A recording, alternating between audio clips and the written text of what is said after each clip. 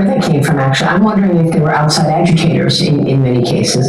But I do want to ask you about your message to young people, because as we sit here, we're hearing sirens outside and protesters outside. Yeah, so Anti-Semitism on college campuses. Protesters and anti-Semitism that money can buy. A lot of it is bought. A lot of it is directed by various NGOs and by outside forces. And I don't think it holds. I just don't think it holds. It's a media campaign, it's influencer campaign, but reality is stronger. You build the future on reality and on hope.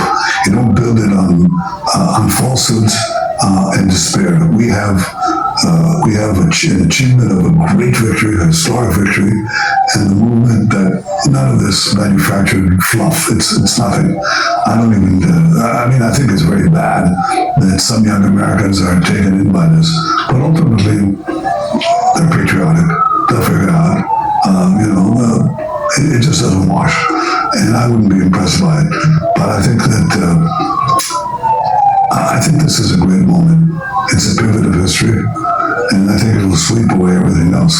It's an incredible moment, and what you've led is extraordinary, sir. You didn't even discuss this with your wife. Oh. How's your family doing? Well, my son I couldn't tell my son he was going to have a wedding, and it was scheduled 3 days after the attack, and I couldn't tell him that it's not going to happen. So, it's kind of amazing, but my wife has been a tremendous partner for me. I couldn't obviously tell her all the things, and spent 12 days in a different place. But she's been an extraordinary partner, and I always describe the story of one of our great spiritual leaders.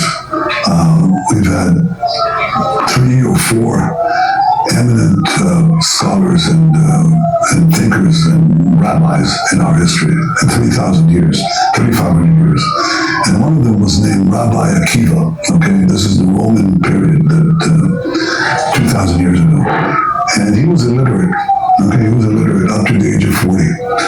But he was lucky enough to marry his wife, Rachel. And she prompted him to learn to read and write. And at the age of 40, he learned how to read and write, and he became one of the greatest spiritual leaders of the Jewish people in thousands of years. And you know what he said? He said about Rachel, his wife, he said, what is mine is hers. Everything that is mine is hers. And that's what I said about my wife, Sarah. Everything that is mine is hers. That's what my husband said to me on my wedding day. He did well.